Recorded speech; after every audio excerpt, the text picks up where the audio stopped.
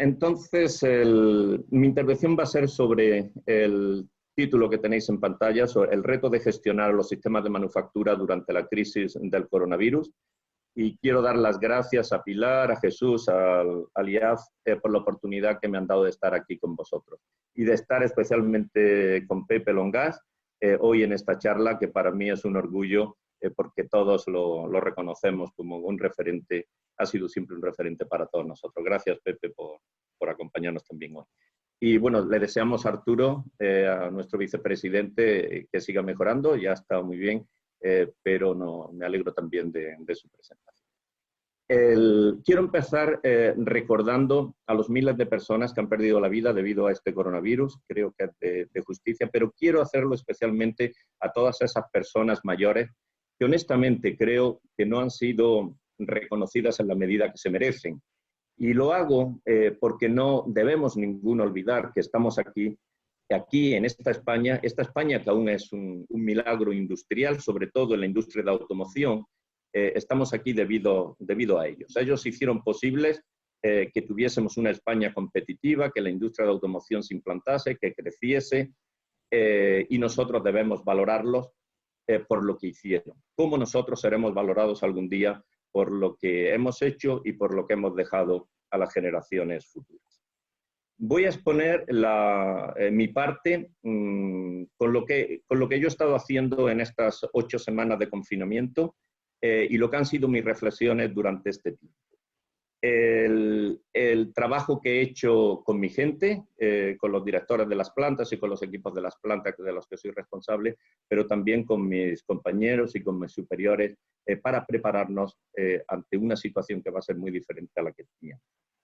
Después, al final, contestaré a las preguntas si seguro que tendréis alguna pregunta. Bien, parece que no hemos olvidado o que nos hemos olvidado ya de lo que era el Brexit, ¿os acordáis? Hace 8 semanas solo hablábamos muchísimo del Brexit. Nos hemos olvidado de los retos de la movilidad, de las nuevas leyes y requerimientos de emisiones. Nos hemos olvidado de que estábamos solamente hace 2 meses hablando de la caída de la demanda en China y el impacto que podía tener en el resto del mundo. Y durante las últimas 8 semanas no hemos oído prácticamente nada de esto, pero sigue estando ahí. Eran crisis y ahora la nueva crisis, esta crisis del coronavirus, se suma a todas ellas. ¿Y a qué nos enfrentamos? Pues nos enfrentamos evidentemente a una crisis sanitaria, ahora en estos momentos, una crisis sanitaria que ha parado la economía, un frenazo en seco de toda la cadena de valor, un frenazo inesperado que nunca antes nadie de nosotros, por lo menos creo yo, habíamos vivido. Pero sin lugar a duda, esta crisis sanitaria o esta crisis de salud va a ser seguida por una crisis económica que va a ser muy profunda y que no acabará ahí, que será seguida por una crisis social que me temo que va a ser tremenda y para la que nos tenemos que preparar. Así que vamos a tener 3 crisis a la vez, vamos a tener el lote completo, esta crisis sanitaria, la económica y la social, encima de todo lo que ya he comentado, todo lo que ya teníamos. Como digo, un paquete completo. Y es importante saberlo y saber lo que nos viene. ¿Y por qué? Porque si sabemos las cosas, si no dejamos a que nos sorprendan, es la mejor manera de enfrentarlo. No podemos olvidar la realidad y no debemos de hacerlo. Si no somos amnésicos, recordaremos bien la crisis del 2009, el 2012 y todas las consecuencias que tuvo. Yo hoy me voy a enfocar solamente en el primer punto, en la crisis sanitaria. No voy a tocar las otras 2, que me imagino que tendremos mucho tiempo en el futuro de hablar con ellas, pero yo no me olvido de las 3 crisis que estamos en este momento o se están cocinando. Aunque parezca un poco, no quiero decir apocalíptico, pero bueno, un poco dramático lo que estoy diciendo, creo que es difícil, es un gran reto, pero no debemos plantearnos en esos términos. Creo que debemos de tener en estos momentos una visión positiva y aprovechar la oportunidad. Yo viví muy intensamente la crisis de la industria, especialmente la crisis del automóvil en el año 2010 hasta bien adelantado, el 2014, en España. Me acuerdo todavía, ¿no?, de ERES de más de 100 días al año en la planta de Zaragoza. Pero ¿cómo salimos de aquella crisis? Pues salimos muy reforzados. La verdad es que fue una gran oportunidad para la planta de Zaragoza, pero para toda la industria del automóvil en España. Salimos con una industria más competitiva y mirar los resultados a los que se tradujo esta industria a hoy, en términos de empleo, en términos de carga de trabajo en todas nuestras plantas, lo que trajo aquel plan 3 millones que desarrollamos desde ANFAC, que fue mirar al futuro y decir, vale, tenemos problemas, pero tenemos que aprovechar esta oportunidad para ser más competitivos. ¿Y por qué hay que aprovechar la oportunidad para ser más competitivos? Porque al final la competitividad es otra manera de decir trabajo, calidad de vida y, en definitiva, mejor situación para todos nosotros, para nuestros empleados y para sus familias. Yo trabajo sobre la base de 3 principios que nos deben guiar, como digo, en esta gestión del COVID-19, en esta gestión de la crisis sanitaria, el primer bullet que tenemos delante. Los 3 principios en los que hemos estado trabajando durante estas 8 semanas y sobre todo los que hemos desarrollado todo nuestro plan en el grupo PSA, el primero para mí es, y creo que debe ser para todos nosotros, evidentemente, es proteger a nuestros empleados. Si no lo hacemos, si no lo asumimos, si no asumimos la responsabilidad y las consecuencias que esto lleva, nada de lo que hagamos valdrá. Ese es el primer principio y la primera prioridad para todos nosotros. Pero también tenemos un segundo principio, o por lo menos yo lo pienso así, que debemos de asegurarnos de la continuidad de los negocios y de nuestras plantas. Y tenemos que asegurarnos de que continúan en esta situación de crisis, especialmente aquí en Aragón y en España. Un tercer principio es el que de alguna manera ya he comentado, aprovechar la oportunidad para mejorar la productividad y para prepararnos para esa normalidad, para esa nueva normalidad que va a ser muy diferente a la que conocíamos y que necesitamos. Necesitamos, como digo, aprovecharla para ser más competitivos. Muchas plantas han parado sus operaciones y las han parado por demasiado tiempo. Pero otros negocios, cuando analizamos, vemos la prensa y leemos, han tenido un incremento exponencial de sus operaciones. Es increíble ver, ¿no?, cómo compañías han perdido pues un 70% de su valor en bolsa en los dos últimos meses, pero como otras compañías prácticamente han multiplicado por 2 el valor en bolsa. Lo que quiero decir es que la oportunidad está ahí y la oportunidad debemos aprovechar. Vamos a hablar, o quiero hablar ahora un poquitín de cada uno de estos guiding principles que estoy compartiendo con vosotros. El primero, como digo, es proteger a nuestros empleados. Tenemos que desarrollar en todas las plantas de manufacturas, en todos los entornos industriales y no industriales, en todos los lugares de trabajo, protocolos específicos de salud y seguridad para proteger en forma efectiva y muy rigurosa a toda nuestra gente. Estos procedimientos deben de incluir elementos que voy a poner una lista de ellos, que yo creo que los hemos oído en todos los medios de comunicación. Creo que no habrá ninguno que sea nuevo para vosotros, pero son ejemplos de los que nosotros estamos poniendo en el grupo PSA, hemos implantado en todas las fábricas del mundo. Debemos visualizar claramente que la nueva normalidad es diferente a la normalidad anterior. Debemos de tener presente y visualizado en todas nuestras plantas, en las oficinas, en los talleres, en todos los lugares de paso, en todos los lugares de visitas, claramente la nueva situación. Tenemos que dar explicaciones claras en esa visualización, cómo actuar, cómo evitar contagios, dónde preguntar si tenemos alguna duda, cuáles son los grupos de riesgo. Debemos insistir, ¿no?, en el control de temperatura de todas las personas, que yo particularmente creo que en el futuro pues será algo estándar, como ocurrió después del 11 de septiembre con los controles en los aeropuertos. Creo que pasará a ser algo estándar en todas nuestras plantas. Debemos de prepararnos para actuar en forma preventiva si alguna persona muestra algún signo que puede denotar que tiene el virus. Tenemos que establecer ciclos de limpieza de todas las herramientas en todos los puestos de trabajo, limpiar cada sala de reuniones después de utilizarla, asegurarnos de que dos personas no tocan las mismas herramientas sin una limpieza previa, restringir movimientos, visitas, viajes, muy importante para minimizar el riesgo, mantener las distancias que tanto se ha hablado estos días y que dependiendo de los países, yo tengo la situación, en las plantas de Inglaterra el gobierno requiere 2 metros, en España es 1 metro de distancia, en otros países 1,5 metros. Bueno, pues hay una diversidad en los diferentes países europeos, pero en definitiva el requerimiento de mantener la distancia.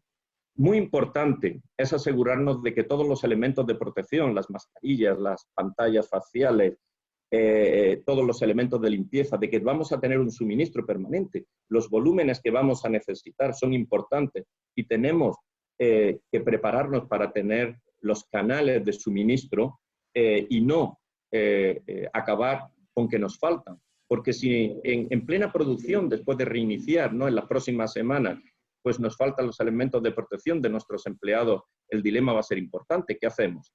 ¿Paramos la producción de nuevo con todas las consecuencias que tiene o ponemos en riesgo a nuestra gente? Tenemos que asegurarnos de ello. Bien, una lista tremenda que no la voy a cubrir toda, como reducciones de los espacios en los autobuses. Estamos planificando pues duplicar la flota de transporte para los empleados. Y muy importante para mí, asignar personas específicas en nuestras organizaciones que se aseguren de que estos protocolos se cumplen.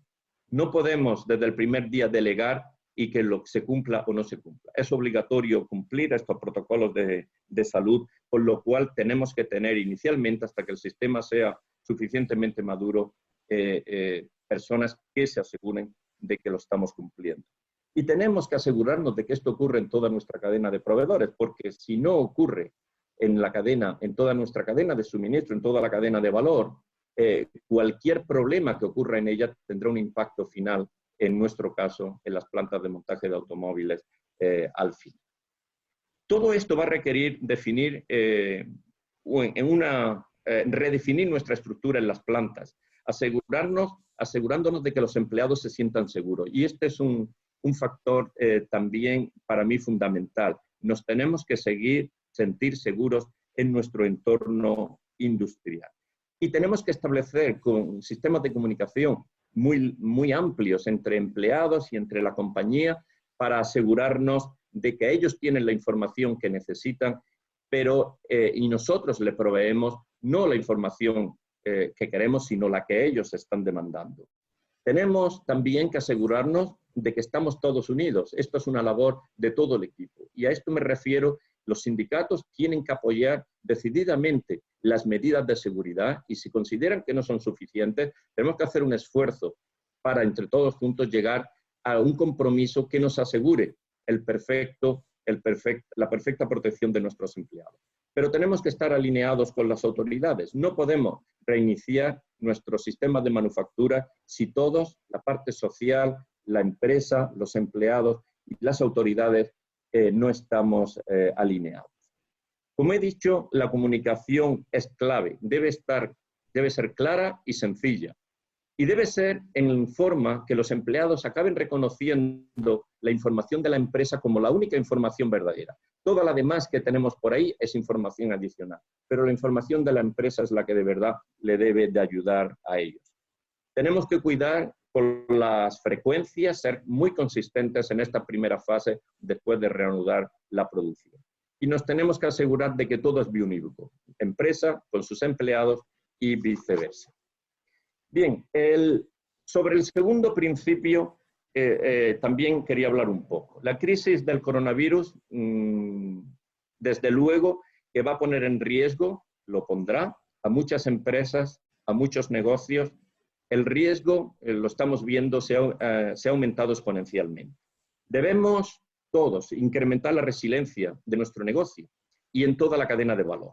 Nuestra responsabilidad es muy grande en este momento para proteger nuestro negocio, porque proteger nuestro negocio es proteger a nuestros empleados y proteger a su familia. En nuestro caso, bueno, en este tiempo de crisis, una manera de proteger el negocio es proteger el cash, proteger el efectivo.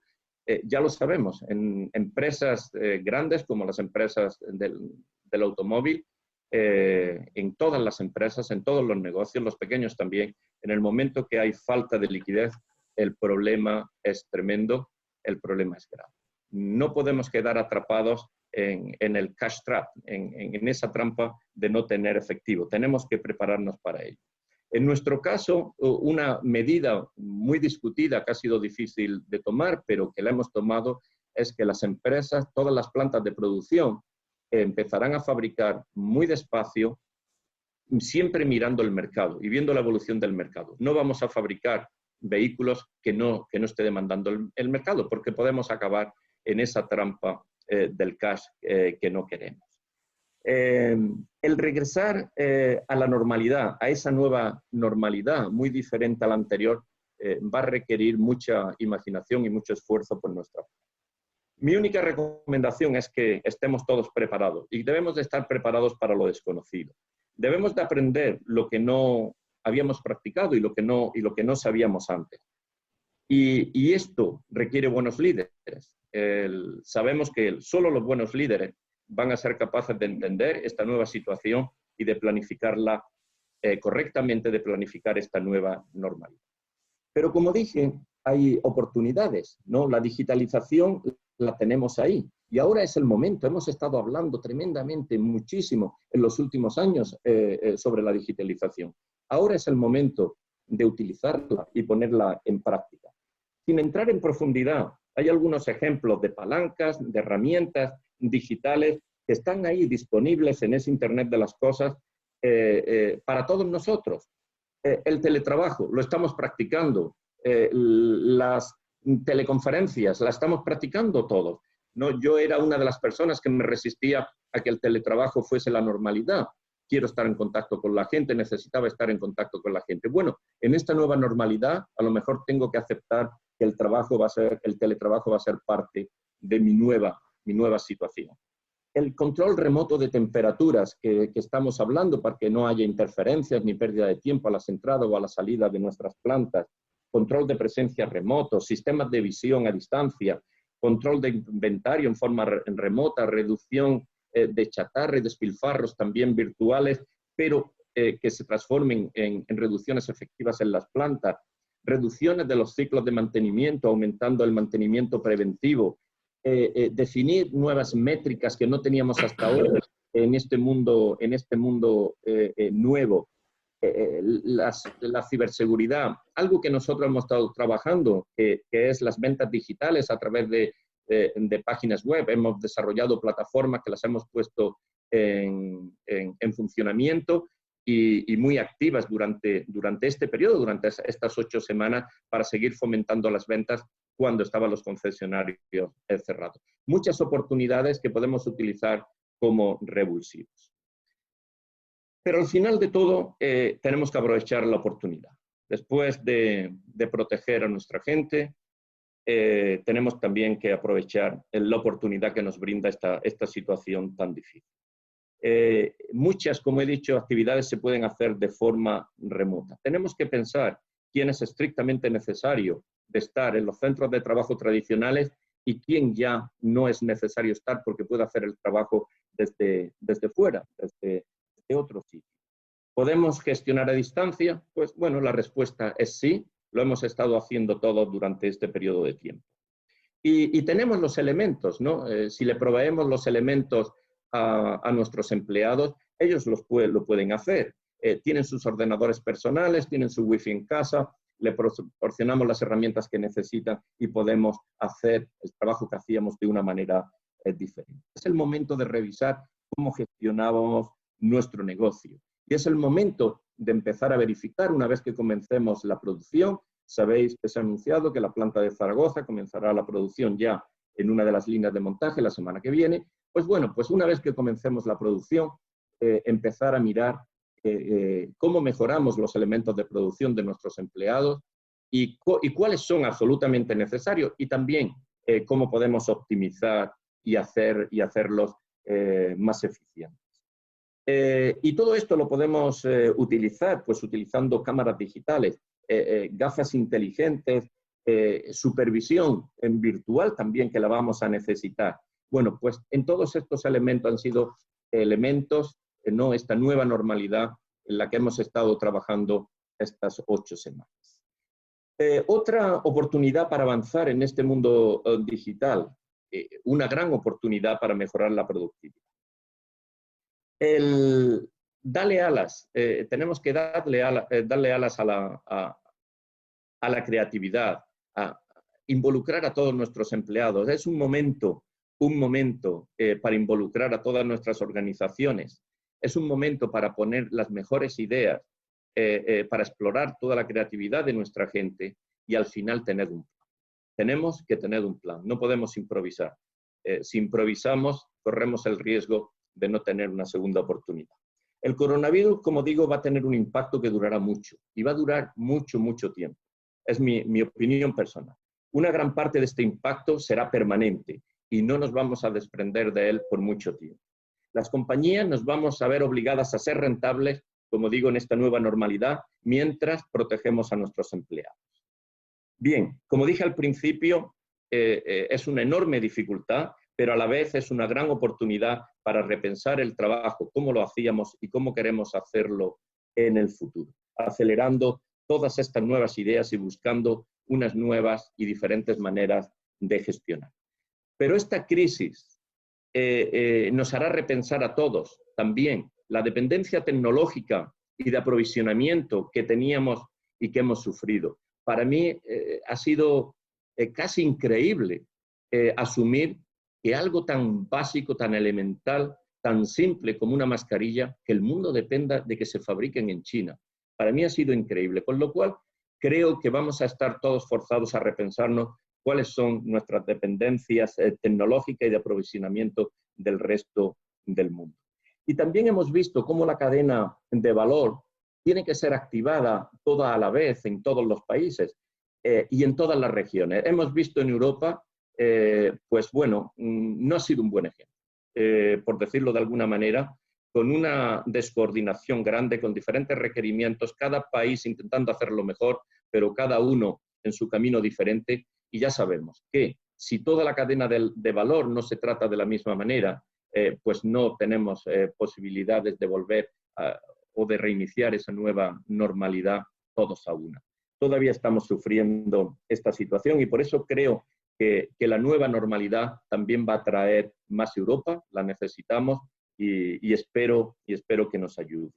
Un factor fundamental para reactivar la producción en nuestras plantas es estar alineados todos. Como he dicho antes, nuestra gente, los sindicatos, la dirección de las plantas y, por supuesto, las autoridades. Pensar en cada uno de los que me estáis oyendo y tener responsabilidades, que esto tiene que ser un deber, una tarea que tenemos que afrontar todos y que tenemos que hacer. Bien,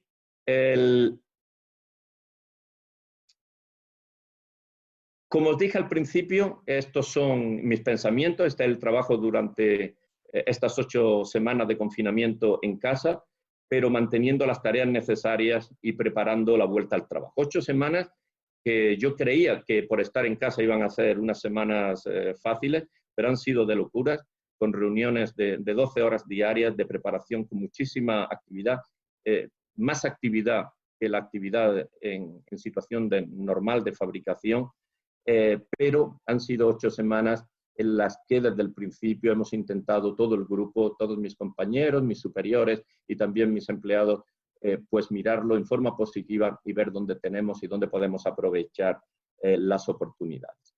Con esto acabo, como digo, 3 crisis, la sanitaria, que hemos hablado un poco, la económica y la social que nos seguirá, una nueva normalidad muy diferente a la actual, pero todos tenemos que verlo en forma positiva como una oportunidad que hay que aprovechar.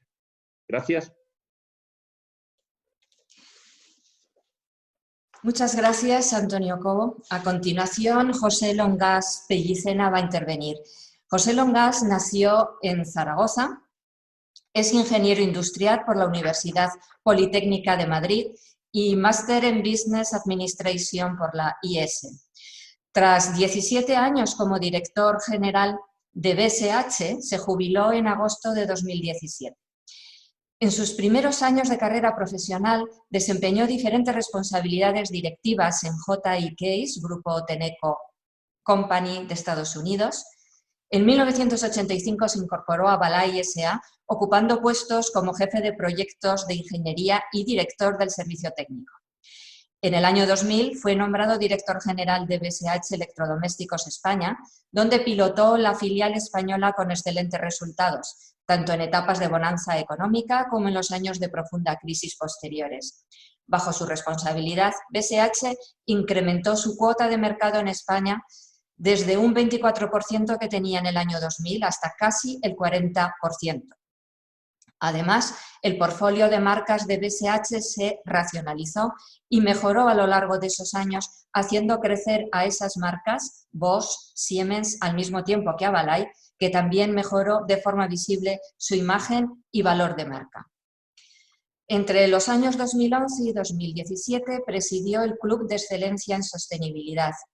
Ha sido y es un firme impulsor y defensor del desarrollo del tejido industrial en España, identificando a este sector como el que mayor valor aporta a la sociedad, creando empleo y riqueza.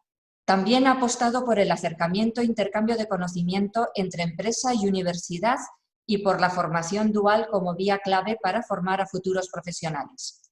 La innovación en toda su amplitud y la responsabilidad social corporativa de la empresa han sido otras de las áreas que ha fomentado. En definitiva, José Longas estos años ha impulsado la responsabilidad social, empresarial y otras iniciativas que contribuyen a construir un entorno mejor. Actualmente es patrono de diversas fundaciones, la Universidad San Jorge, la Fundación San Valero, la Fundación Paraíso o la Fundación Iberus. Y también en la actualidad es miembro de los consejos de administración de Saica y Eneo. Don José, cuando quiera.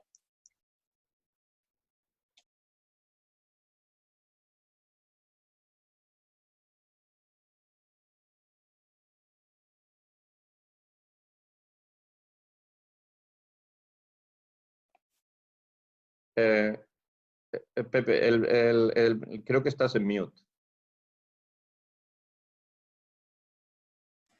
Ahora se oye, ¿eh? Se oye, sí, adelante. ¿Me oyes? Muy bien. Pues nada, decía que muchísimas gracias por la invitación, por la presentación, que no me reconozco, y especialmente a mi viejo amigo Jesús Arnau. Y es un placer, Antonio, compartir contigo, como hemos hecho durante muchos años y muchas veces, pues mesas redondas para dar nuestra opinión sobre diferentes temas. Y a mi amigo Arturo, pues que probablemente nos esté oyendo o viendo, pues mucho ánimo.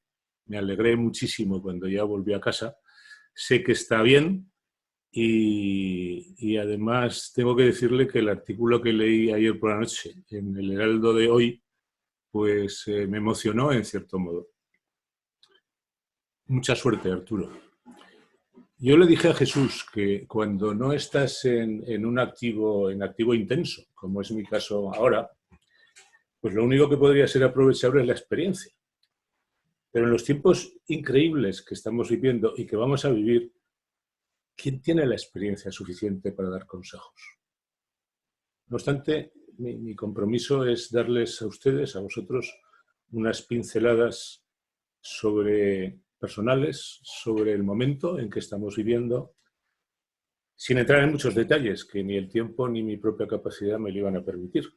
Entonces he hecho 4 pequeños bloques para ajustarme al tiempo. Uno es sobre la crisis, otro es sobre la pandemia, otro es sobre la economía y finalmente pues, un pequeño resumen con conclusiones. Sobre la crisis. En el año 1991 cae la Unión Soviética y Occidente se las prometía muy felices. Inmediatamente después aparecen las guerras de los Balcanes. Se perdió el statu quo que habíamos tenido durante años Y el nuevo statu quo fue enormemente complicado y cambió el mundo. Paralelamente, las repúblicas soviéticas estuvieron prácticamente todas en guerra para conseguir su independencia, que unas lo hicieron y otras no. Ahí hay apoyos que van a marcar décadas después de aquel conflicto. Es el origen del florecimiento, de nuevo, de dictaduras, de nacionalismos. Es una crisis que cambió el mundo y que todavía realmente no está resuelto. Y 10 años después, el atentado contra las Torres Gemelas. Y el mundo volvió a cambiar radicalmente. Guerras en Oriente Medio, aún sin resolver. En el 2001, de inmediato en Afganistán, en Irak, ahora en Siria y en todos los demás, porque está el tema sin resolver. Afectó enormemente a los ciudadanos. Como decía Antonio, en los aeropuertos, pues nos hemos acostumbrado, pero el mundo no era así antes del 2001. Nosotros íbamos y veníamos con total tranquilidad por ahí. Atentados en Europa brutales, en los Estados Unidos. Es decir, el mundo cambió radicalmente. Y más o menos 10 años después, la crisis económica financiera, que todos hemos sufrido y hemos tratado de navegar con ella, al final de cuentas todos somos más pobres. La desigualdad, yo creo que, bueno, son opiniones personales, pero yo creo que la desigualdad creciente está en el origen de una cierta inestabilidad social. Aparecieron las grandes migraciones y el mundo cambió. Pero cambió sin resolver las crisis anteriores. Se añadió una nueva crisis. Y ahora, casi más o menos 10 años después, el mundo se enfrenta a la crisis sanitaria, que no sabemos todavía sus consecuencias, pero desde luego buenas no van a ser. Y el mundo volverá a cambiar. Lo que llaman nueva normalidad, pues no sé en lo que consistirá, pero será todo más complejo. Por tanto, la crisis es algo permanente. Habrá más. Tendremos que gestionar más, mucho más en entornos de incertidumbre. Las crisis serán globales. Serán globales y la capacidad individual de un país o de un gobierno o de una zona del mundo para resolverla, pues cada vez será más pequeña. No sobrevive el más fuerte, sino, yo creo que es, desde Darwin se ha dicho así, sino el que está mejor dotado para el cambio, el que es más ágil. Y además, Antonio lo ha llamado cash, y además ha generado reservas suficientes para que eso sea posible. El mundo, además, no acaba de resolver sus crisis para entrar en la siguiente. Esas que digo que cada 10 años ocurren, ¿no? Sino que las acumula, las va mal resolviendo, lo cual, visto con cierta perspectiva, no es una situación sostenible. El que vayamos acumulando las crisis sin dar soluciones, sobreponiendo una sobre la siguiente, pues sostenible no es, desde luego. Habrá más crisis, y en campos que seguramente no nos podemos ni imaginar. Imaginaros plagas y cosas de estas en el ámbito agrario, en el ámbito alimentario, pero al oeste, como el virus este, ¿no? Migraciones. Las grandes migraciones, no hay soluciones a medio o largo plazo. El mundo está solucionando entre comillas esto a base de pequeñas acciones a corto plazo, que si hago un muro, que si realquilo un territorio en Turquía para que... No hay soluciones. El clima. El clima es un problema real. Pero no hay soluciones reales. Es una especie de incapacidad del mundo de tomar decisiones que vayan a afectar dentro de 25 años. Eso sí, yo creo que hay miles de personas que viven de esto, pero en definitiva no veo que haya soluciones reales. Y yo creo que como reacción a las comunicaciones, la ciberseguridad que llamamos, el mundo podría tener una crisis de unas dimensiones increíbles en estos momentos. Si esos virus se nos cuelan, pero virus, como Dios manda, se nos cuelan en todos los sistemas de comunicaciones, de telefonía, se nos para todo, se para el mundo. Y yo creo que como reacción a esta incapacidad, pues nacen los nacionalismos, yo en mi pueblo lo haré mejor, dictaduras, etcétera, como reacción a esta incapacidad. Y después de este tipo de nacionalismos, dictaduras y tal, pues normalmente no se encuentra uno nada bueno. Sobre la pandemia, yo no voy a entrar en detalles porque además no os puedo contar nada que esté haciendo en mi empresa porque no tengo, aunque me consta que se están haciendo muchísimas cosas, básicamente en la línea que estaba hablando Antonio. No voy a entrar en detalles, pero a ver, en España, 26.000 muertos, 43.000 sanitarios afectados. Es evidente que ha habido una gestión nefasta sobre esto. Errores. Yo creo que llegar tarde al diagnóstico es un error, pero es un error, no sé si es perdonable. Yo creo que es un error que forma parte de la manera de entender el poder en España. ZP llegó tarde a la crisis del 2012. Rajoy, pues yo personalmente creo que con el tema catalán, pues llegó tarde también. Se llega tarde a lo que no es cómodo. La gestión es como decir pobre. Errores es una cierta arrogancia.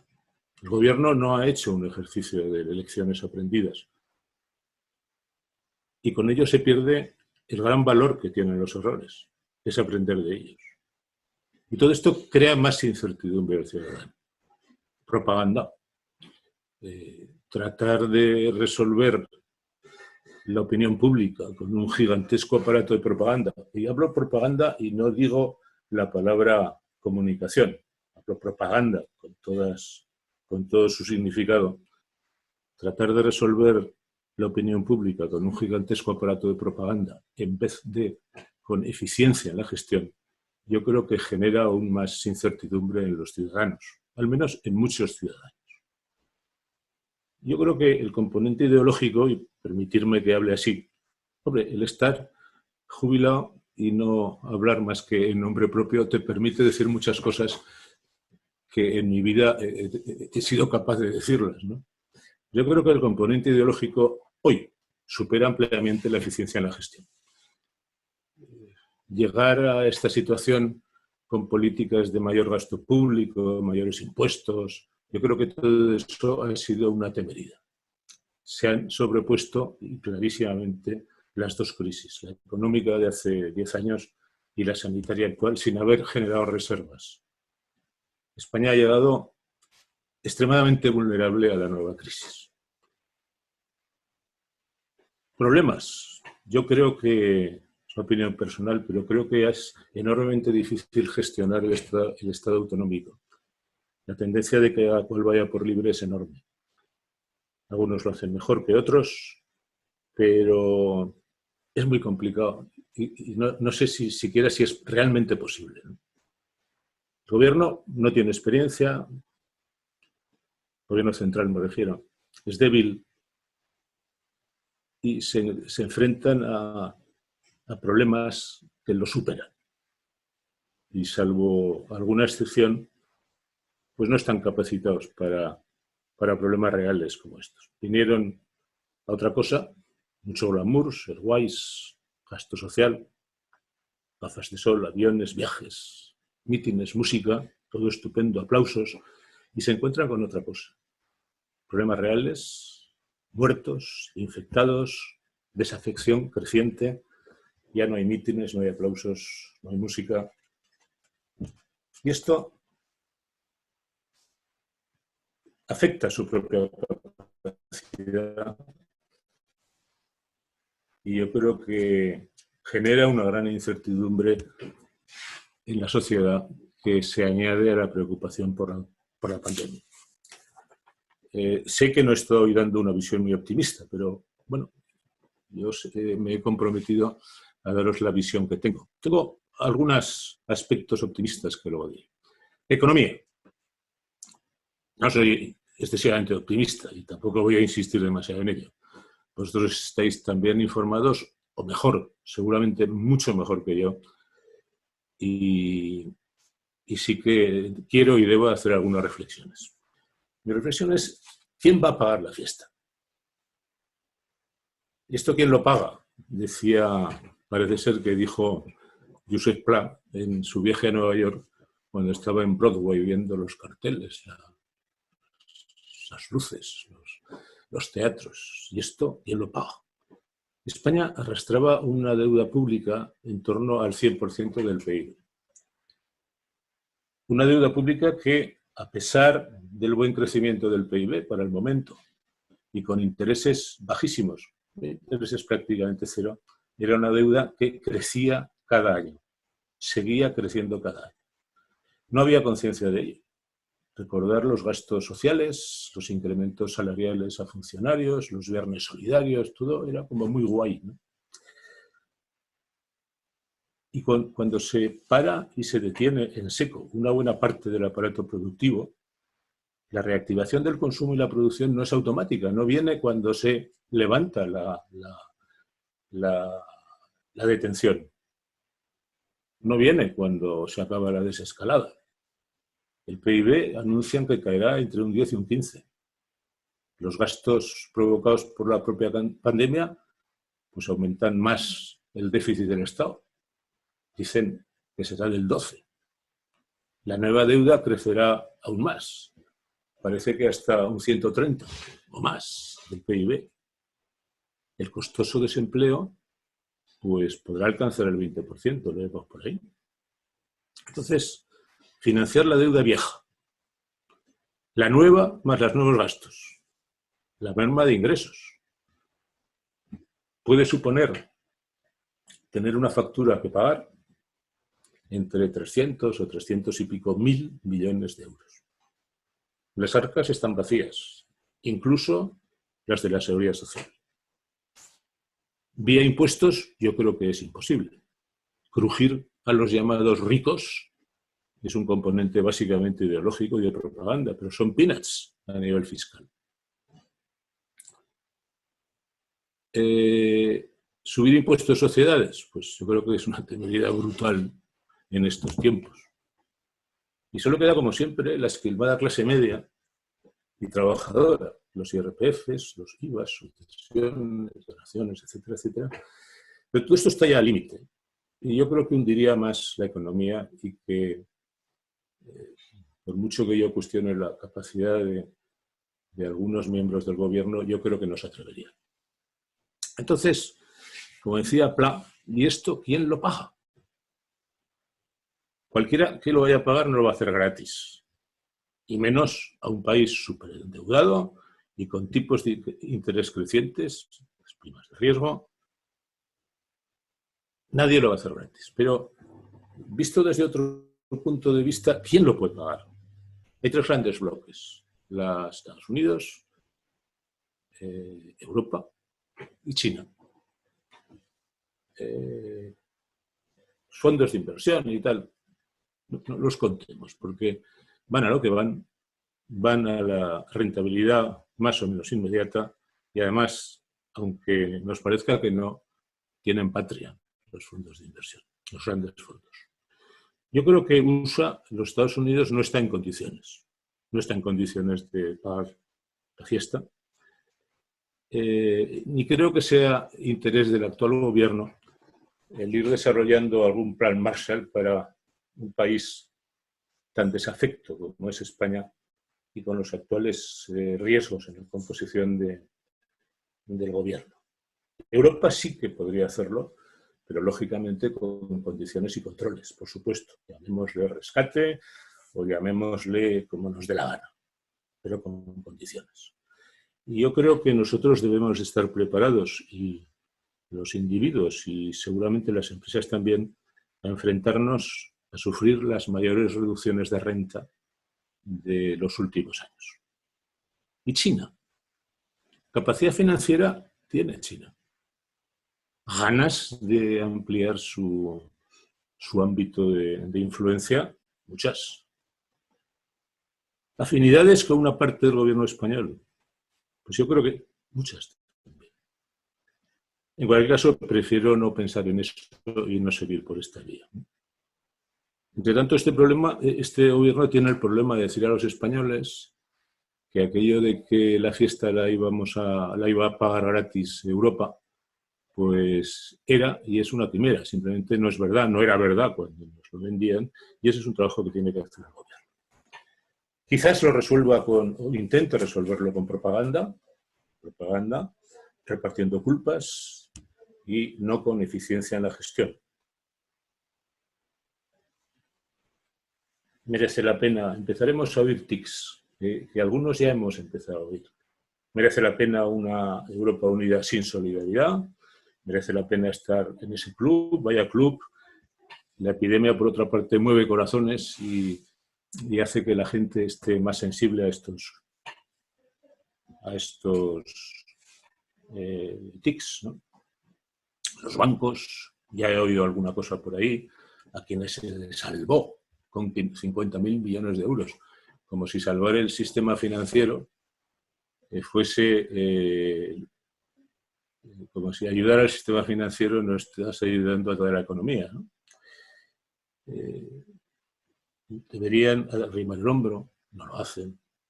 Las empresas, o muchas empresas, no son solidarias con los trabajadores. Pues hombre, si el Estado no puede pagar los ERTEs, que lo pagan las empresas, etcétera, etcétera. En definitiva, tratarán de repartir culpas, pero eso es la propaganda. Los tics yo creo que arreciarán. Y en realidad, una vez agotada la propaganda, ¿qué? Ese es mi lado pesimista de las cosas. Yo tengo un lado optimista y os comento algunos aspectos que me hacen ser algo optimistas, ¿no? La crisis afecta a mucha gente, a muchos países, no en la medida que a España, quizás, en términos relativos. España puede estar más afectada, puede estar peor preparada, pero yo creo que cuando algo afecta a mucha gente, te aparecen oportunidades y además disminuye mucho la feroz competencia entre la gente. Entonces yo creo que eso nos da alguna oportunidad, que no sabría decir dónde, pero nos da alguna oportunidad. Creo que es mucho peor enfrentarte a una crisis tú solico que no el mundo se enfrenta en general. Eso por ahí no sé exactamente cómo, pero creo que hay alguna oportunidad. En segundo lugar, esto no es la guerra, como nos han intentado, incluso con el lenguaje, confundirnos. El aparato productivo de España no está destruido. No hay ningún activo que haya desaparecido. Y es fundamental proteger el aparato productivo. Es fundamental, crítico. Industria, agricultura y servicios. Incluso teniendo que asumir algunas disminuciones en rentas y en beneficios. Con ello, protegiendo el aparato productivo, la recuperación será menos penosa y la caída de empleo se amortiguará. Y, consecuentemente, la confianza, la vuelta al consumo y la inversión será más rápida, la recuperación será más rápida. Es fundamental proteger al empleo, no perderlo, aunque pierda algo de rentas. No somos un pequeño país, es mi cuarta reflexión optimista. Somos un gran país. Tenemos infraestructuras, formación, sanidad, empresarios, una mano de obra muy cualificada. España es muy internacionalizada. Y yo creo que estas son nuestras fortalezas. Y de esas fortalezas hay que obtener las oportunidades para la crisis. Mi lado optimista creo que es más fuerte conceptualmente que el lado pesimista, pero nos esperan tiempos muy complicados, muy complicados. La globalización, por otra parte, está mostrando, yo creo que por primera vez, su peor cara. Tenemos la oportunidad de racionalizar muchas cosas, no perder la globalización pero racionalizar muchas cosas y cambiarlas. La globalización ha tenido efectos fantásticos en el mundo. Hay menos pobres en general. Ha habido una transmisión de rentas de los países ricos a los países pobres, que yo creo que ha sido ejemplar en los últimos años, pero no ha habido una visión realmente estratégica detrás. Desde hace 20 años hemos traspasado, muchas empresas han traspasado impunemente capacidades de producción y de desarrollo a China, y muchas empresas han desmantelado sus operaciones locales sin prever consecuencias laterales. Y los gobiernos han estado ausentes de todo esto, si no han estado favorables. Y comparto la reflexión, le hacía de Antonio, una simple mascarilla que debe costar 1 céntimo, ha puesto en jaque a Occidente. Realmente, para algo que cuesta 1 céntimo o 2, hay que hacer todo eso en China, pero no las mascarillas, los desinfectantes. Europa no fabrica electrónica básica. Si os acordáis, en el año 2011, el terremoto de Fukuyama o algo así, en el este de Japón, que es una zona donde se hacía la electrónica básica y se hace la electrónica básica, que una buena parte está hecha allí en Japón, pues aquello afectó a la industria local, le afectó fuertemente. E inmediatamente afectó a la industria del automóvil, a la industria de los electrodomésticos, a muchísima industria que necesitaba esa electrónica básica, los chips, como se llame todo eso, para poder construir sus placas, sus electrónicas, etc. Y afectó, y hubo muchas fábricas que tuvieron que parar o reorganizar la producción, etcétera, etcétera. Porque estaban concentrados allí todas esas capacidades. Pero sí hay muchas más cosas, ¿no? Yo cuando a una conferencia, en alguna mesa redonda, he dicho, y sigo pensando parecido, o sea, en nuestro negocio, por 5 o 6 euros de diferencia, la gente compra una lavadora, mucha gente compra una lavadora que está hecha a 14.000 kilómetros de distancia, en vez de comprar una que está hecha al lado de su casa y donde además trabaja él o su familia. Pero con total tranquilidad. No se asocia una cosa con otra.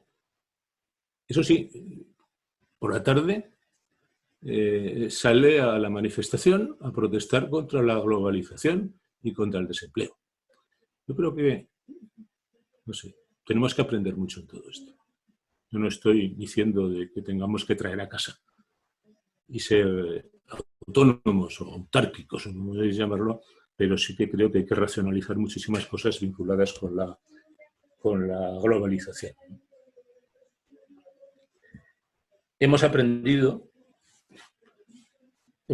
más, que las empresas en principio solo están preparadas para crecer y no para menguar. Las empresas y las economías en general. Pero resulta que con una crisis cada 10 años o entre periodos más cortos que puede suceder, nos obligan a tener empresas enormemente flexibles, enormemente móviles y que tengan capacidad de crecer y de menguar. Y yo creo que eso es algo que el mundo tendrá que pensar y tendrá que desarrollar. La solución, yo no creo que sea otra más que productividad creciente y protección social. La productividad, como bien sabéis, lo que se llama productividad interna, es en función de... me sale su conexión en Internet. Ahora, la productividad interna está en función de la inversión, de la formación, del I+D, de la organización del trabajo, todo variables que básicamente están en manos de los empresarios. Y la productividad externa está en manos de los gobiernos. Infraestructuras, facilidades de instalación, facilidades de hacer negocios, etcétera, etcétera, etcétera. Normativas más simples o más homogéneas en un país como España. Y esto es un problema. Yo creo que es un problema. La productividad externa, básicamente. Del teletrabajo, de los nuevos sistemas, de las videoconferencias, etcétera, creo que vamos a aprender a gestionar mejor la productividad de los trabajos indirectos, aquellos que no están vinculados con la producción. La tecnología nos ha permitido durante 20 años o 25 subir enormemente la productividad de lo que llamamos mano de obra directa y funciones vinculadas con la producción. Ha habido tecnología suficiente, hay inversiones suficientes, tenemos fábricas estupendas, pero quizás nos hayamos descuidado un poco en la de los trabajos que no están vinculados con la producción. Yo creo que todo esto que ahora estamos viendo, que es real, que llevamos la digitalización, decía Antonio, llevamos 20 años hablando de eso, y que por fin nos damos cuenta que se puede trabajar, pues nos llevará a ser mucho más productivos en términos de, bueno, pues en los mismos términos que hemos sido mucho más productivos en el campo de la producción y de la fabricación, ¿no? Y del diseño incluso. Hay cosas que aprenderemos de los teletrabajos y tal que no se deben de hacer, pero yo creo que es algo absolutamente aprovechable y que nos cambiará la manera de ver el mundo del trabajo, de las oficinas gigantescas de las corporaciones, de todo ese tipo de cosas.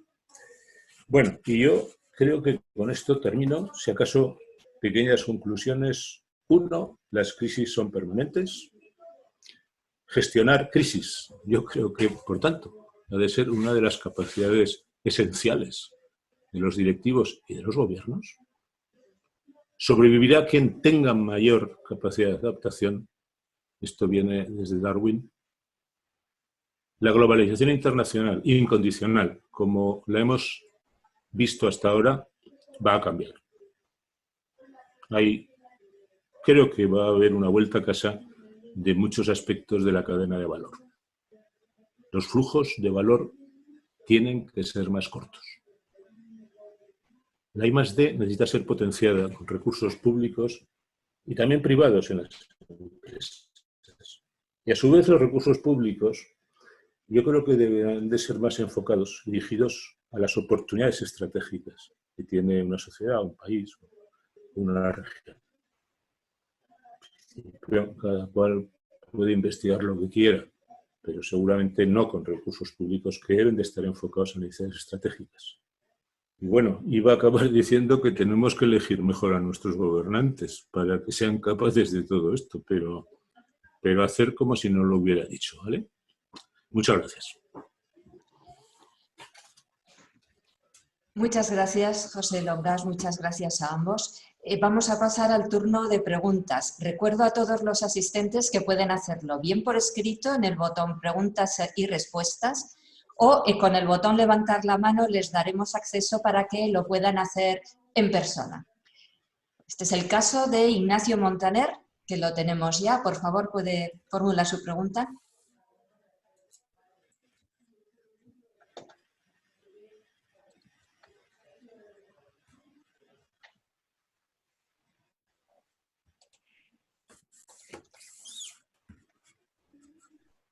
Bueno, parece que tenemos problemas de conexión. Paso pues a una, entre tanto, a una... Bueno, ¿le tenemos? ¿No? Bueno, paso a una de las preguntas. María López, para Antonio Cobo. Antonio, me alegro mucho de verte y oírte, aunque sea de forma virtual. ¿No crees que uno de los problemas a corto plazo que puede haber, y estamos viendo ya, puede ser que el hecho de trabajar desde casa y tener todo disponible ha generado una ruptura de horarios y una situación de que a cualquier hora te pueden pedir una información, mandarte una información o simplemente mantenerte en reunión a horarios muy dispares, estando activo muchas más horas que antes? Bueno, gracias María por la pregunta. Yo creo, había un gitano en mi pueblo que dice, ¿me lo dices o me lo cuentas? Y yo creo que lo estamos viviendo todos en estos días, ¿no? Los días son interminables y prácticamente en estos días hemos visto que en una situación donde las plantas están paradas y no tenemos producción, la intensidad del trabajo, los requerimientos, los horarios, la actividad es muchísimo mayor que en los días normales, ¿no? Y yo con mis compañeros y con nuestro jefe nos lo hemos preguntado, ¿no? Creo de alguna manera que estamos pasando una fiebre, pero al final acabaremos en esta nueva normalidad, si se impone más el teletrabajo, pues aceptándolo y haciéndolo mejor. ¿Qué he hecho yo? Y mi ejemplo seguramente no vale mucho, ¿no? Pero intentar poner rutinas, ¿no? Por ejemplo, a la 1, y me cuesta mucho todos los días, con algunos amigos que espero que alguno nos esté escuchando hoy, pues intentamos todos los días romper y hablar un rato. Puede ser media hora, 45 minutos, lo que sea, pero necesito romper. Mi mujer no está en casa, está trabajando, yo estoy aquí solo. Si continúo no estando ella y yo estando aquí trabajando, acabas son 12 horas sentado en el ordenador y eso no es recomendable. Yo me lo he impuesto romper el día y tener algunos minutos para mí, algo diferente a lo que es el trabajo, porque es la única manera de mantener. El riesgo está ahí, en resumen, pero yo creo que es un tema de experiencia, un tema de madurez con los nuevos sistemas, pero a medida de que trabajemos más con ellos, se normalizará, porque necesitamos también tiempo para nosotros. Muchas gracias. También otra pregunta para Antonio. Voy a dar prioridad a las preguntas de Antonio Cobo, dado que en unos minutos, por motivos de agenda, nos tendrá que dejar. ¿Hasta dónde y cómo ha servido de ventaja para la planta de Zaragoza el que haya existido una planta en China del mismo grupo que ha tenido que reformar y adelantar todas las medidas de sanidad y hábitos para acostumbrarse a la nueva normalidad y que ha podido servir de ejemplo para esta planta? ¿Se ha podido trasladar todas las medidas aplicadas allí a Zaragoza, dada la distinta personalidad y forma de entender, aceptar y aplicar las cosas que existe entre el mundo oriental y el occidental? Sí, sin lugar a duda que ha ayudado. La planta de Zaragoza, la comento porque estamos aquí en Zaragoza, pues ha implantado todo el protocolo de medidas de seguridad, igual que el resto de las plantas, de todas las plantas que tiene PSA en el mundo. Es un protocolo estándar para todos, con los mismos requerimientos. Y parte de la ayuda pues, ha sido con la experiencia de China. PSA tiene una planta en la zona de Wuhan, precisamente donde se inició la pandemia, y se han utilizado todas. No solamente las experiencias en la aplicación, sino también incluso la infraestructura que tenían. Las mascarillas de protección que vamos a necesitar, y estamos hablando de millones de ellas, cuando queremos proteger a los empleados y les tenemos que proveer una cantidad determinada por día de trabajo, pues ellos con los contactos y las fuentes de suministro que tenían inicialmente en China son las que hemos utilizado para empezar a trabajar y para tener una fuente de suministro desde China a Francia y desde ahí al resto de todas las plantas, en este caso en Europa. Y a partir de ahí nos tenemos que plantear qué hacerlo. ¿Los vamos a seguir trayendo de China permanentemente, sí o no? Bueno, pues la respuesta es que no, que tenemos que ser autosuficientes y que pensaremos algo para hacerlo. Ya lo estamos pensando internamente, ¿no? Pero inicialmente ha sido de gran ayuda. David Romeral pregunta para ambos. ¿Acercarán los fabricantes de automóviles y electrodomésticos sus cadenas de suministro a Europa o seguirán comprando en China y Asia? ¿O simplemente buscarán países de bajo coste más cercanos como Marruecos? A modo de ejemplo, se puede hacer más por la economía regional varios pedidos de moldes y troqueles a proveedores aragoneses que cualquier medida económica de la Administración. Pepe, ¿lo coges tú o yo? Bueno, yo creo que sí que habrá algunos cambios. No sé si en troqueles en particular, tampoco estoy preparado para contestar en este momento, pero en muchas otras cosas que tienen valor estratégico para las empresas, sí.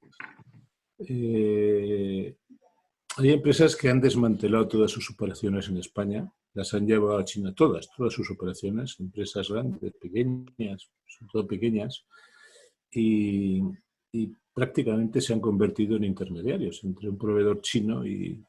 es decir, intervienen en la cadena de valor desde un punto de vista casi especulativo. Yo soy crítico con eso. No soy crítico con que las empresas tengan diversificadas las fuentes de suministro, en absoluto. Marruecos es un buen sitio para muchas cosas, el este de Europa es un buen sitio para otras cosas. Hay empresas que muchas empresas que hemos puesto fábricas en China, en Polonia, en Hungría y tal, pero sin desmantelar las operaciones locales. Yo creo que hay que ser muy productivo y yo creo que poco a poco, entre los costes de la cadena de valor, los costes de intermediación y los costes de los problemas de suministro, cuando hay cosas de estas, pues hará que el diferencial económico pues, no merezca tanto la pena como para invertir fortunas por pequeñas ventajas económicas. Pero sí, yo creo que, en resumen, se va a reflexionar sobre las cadenas de valor tan largas. Hay que reflexionar sobre eso. Y quizás añadiendo, y gracias David por la pregunta, creo que es una pregunta importante y especialmente para ti, ¿no? y todo el clúster, pues es una pregunta fundamental, ¿no? Como ha dicho Pepe, y yo lo he comentado también en la exposición, yo creo que el replanteamiento va a estar ahí.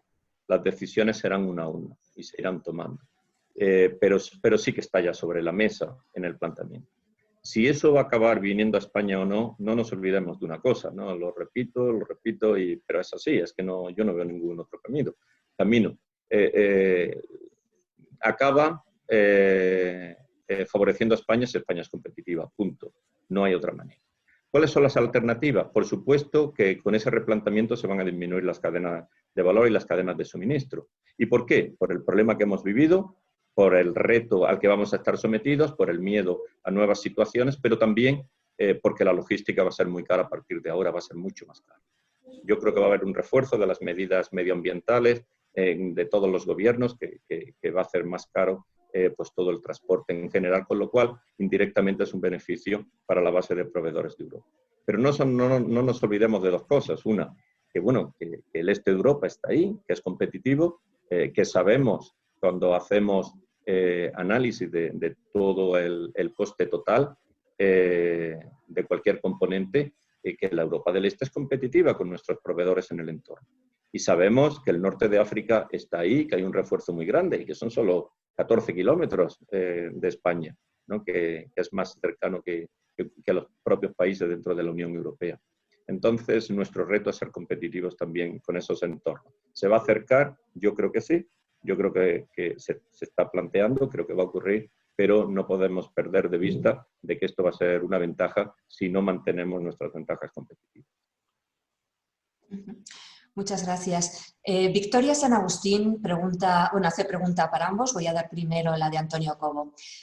¿Realmente considera que las empresas en España poseen en este momento una preparación adecuada para considerar a los empleados con ese protagonismo y dedicación que PSA está teniendo con ellos? Pues yo creo que sí, en general. O sea, creo que las empresas en España, el sector industrial español es suficientemente maduro para saber que el mayor valor de todo lo que tenemos es nuestra gente. Nosotros siempre lo hemos dicho y lo hemos practicado, que es lo que hay que hacer.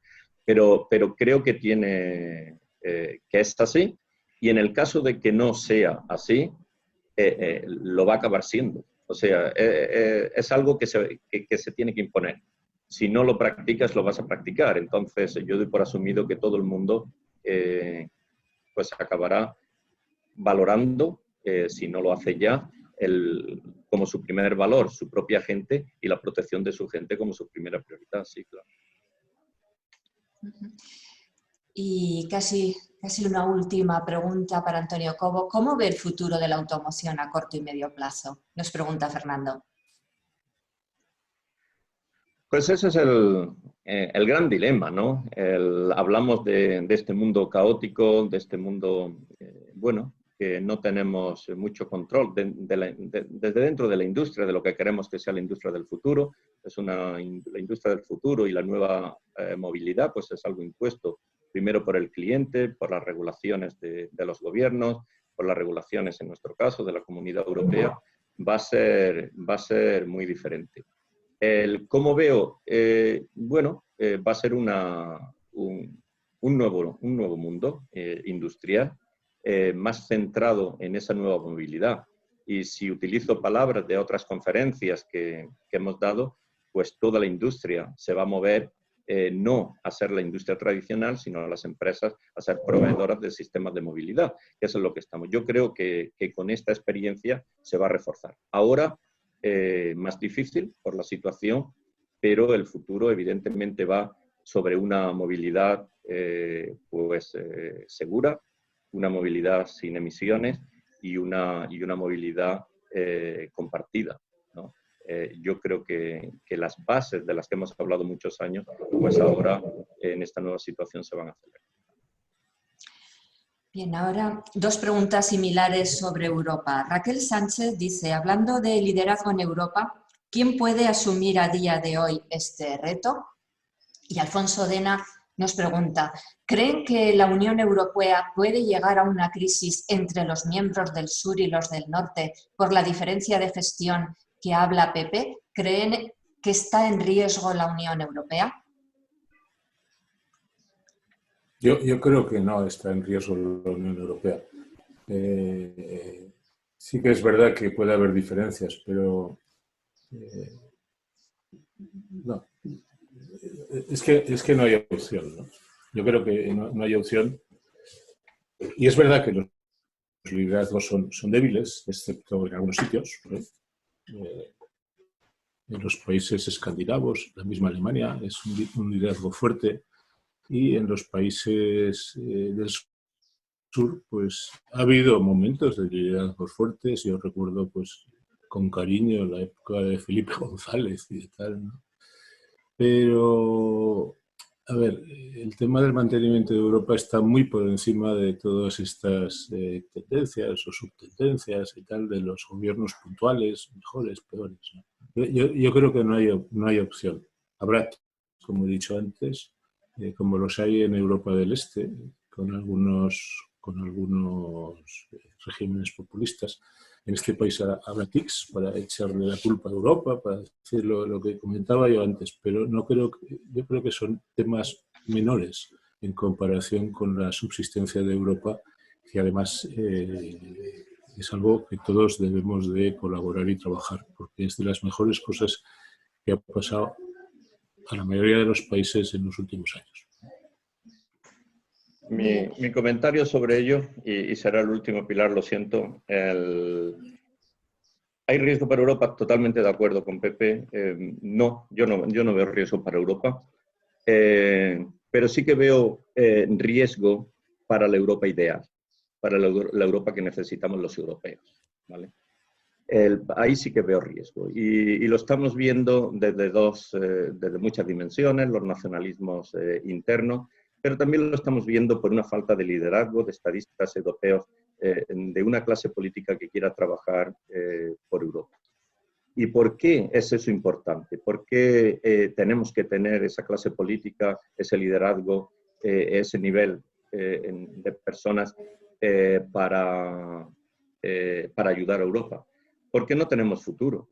Si no hay Europa, nos tenemos que ir haciendo a la idea de, bueno, pues países, regiones, zonas mediocres, más pobres.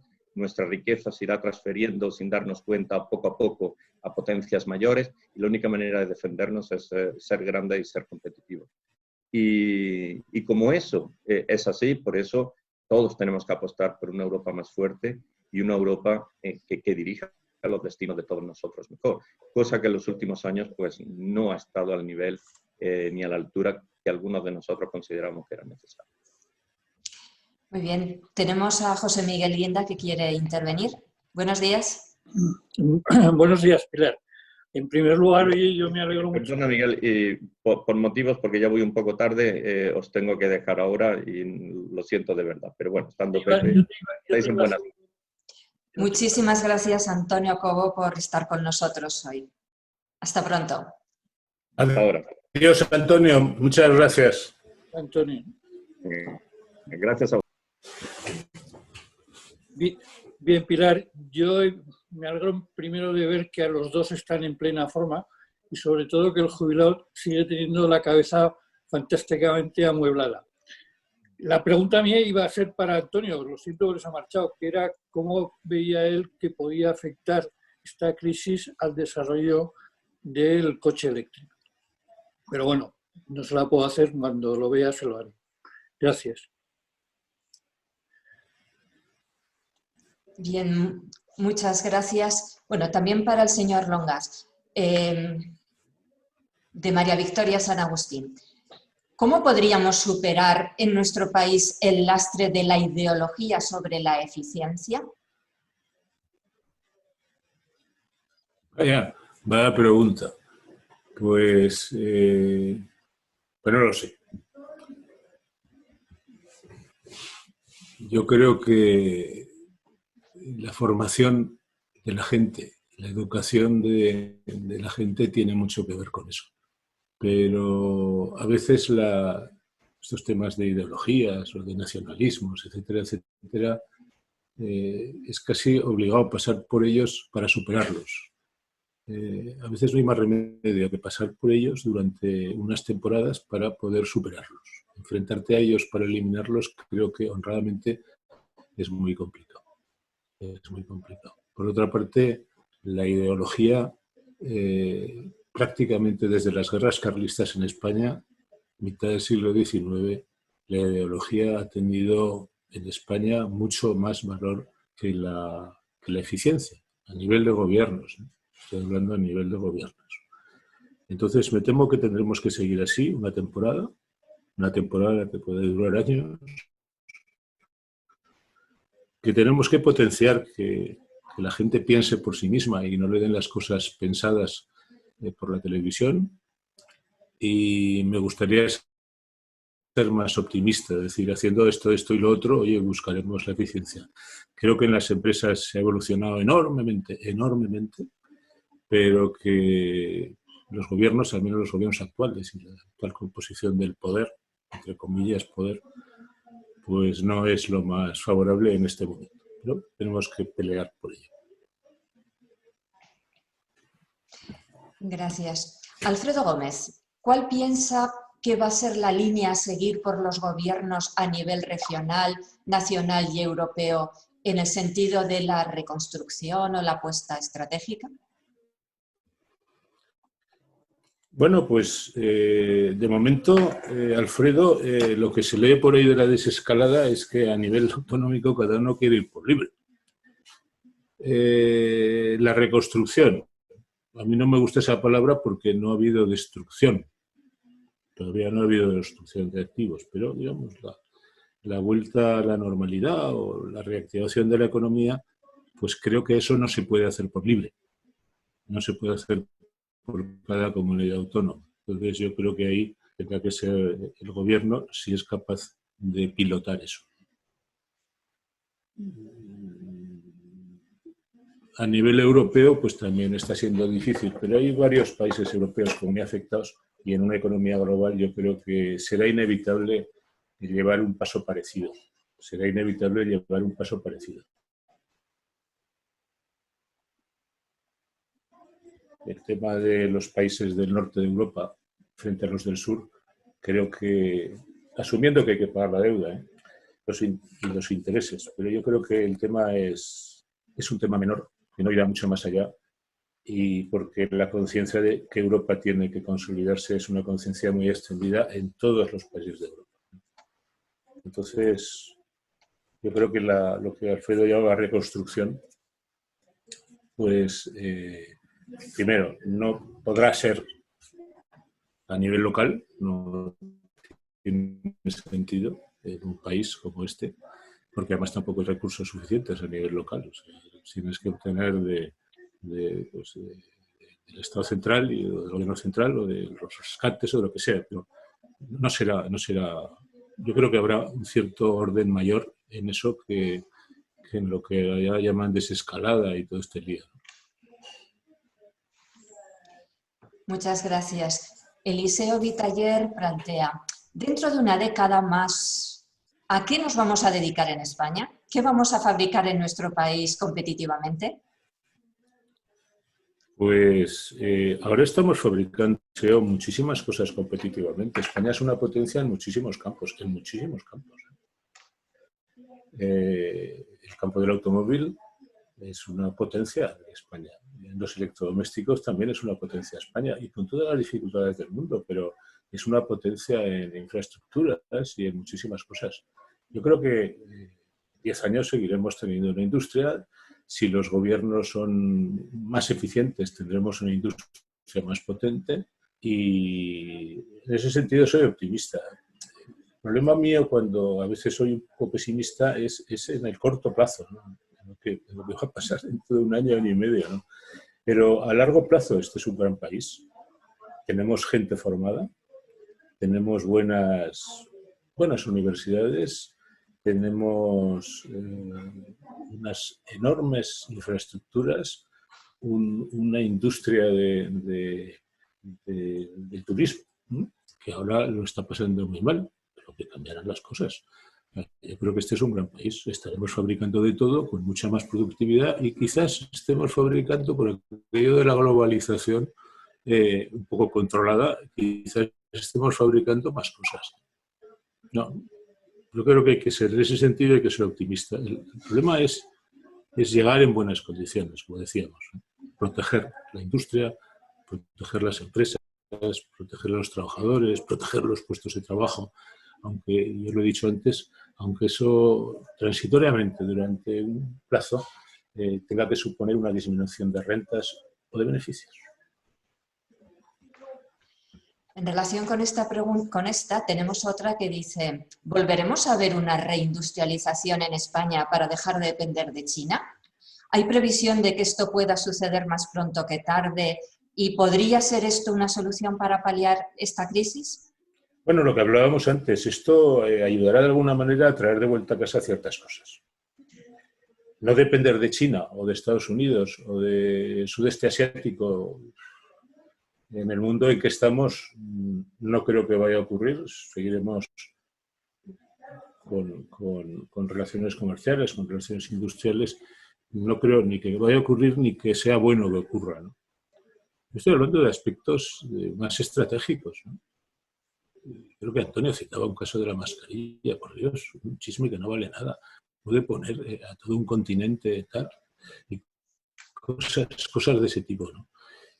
O la electrónica, o Europa ha renunciado a estar en muchísimos sectores y sin embargo fue capaz de crear un sistema que es el sistema aeronáutico, la aviación, es ejemplar y que desde luego se ha convertido en unos 20 años en ejemplar en el mundo sobre las tradicionales compañías americanas. Y eso lo ha hecho Europa en 20 años y además con la colaboración auténtica de 4 países.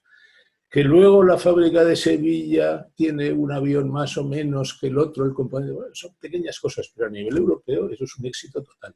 Creo que necesitamos, y estamos capacitados para tener más éxitos de ese tipo, ¿no? Pero de los grandes bloques yo personalmente confío en el que más, en Europa. Y creo que las tensiones actuales, o que puede haber, o con los dictadores del este o tal, pues son cosas puntuales que tendremos que ir conviviendo con ellas. No sé, el tema catalán, los separatismos, tal. Tendremos que ir conviviendo con ellas, pero que no afectará a la integridad de Europa. Es más, el Brexit, que es la primera salida, iba a decir ordenada, pero me temo que no, la primera salida de Europa todavía está por ver el resultado, queridos amigos.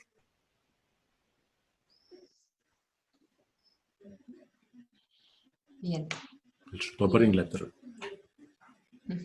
Y una última pregunta, Pilar, para José Longas. ¿Cómo crees que se va a reducir el pánico que bloquea a las personas y empresas y que se ha promovido en esta crisis? Pues no lo sé, pero habrá que pararlo. Ningún empresario puede tener pánico, Pilar. Es que nuestro trabajo es no tener pánico.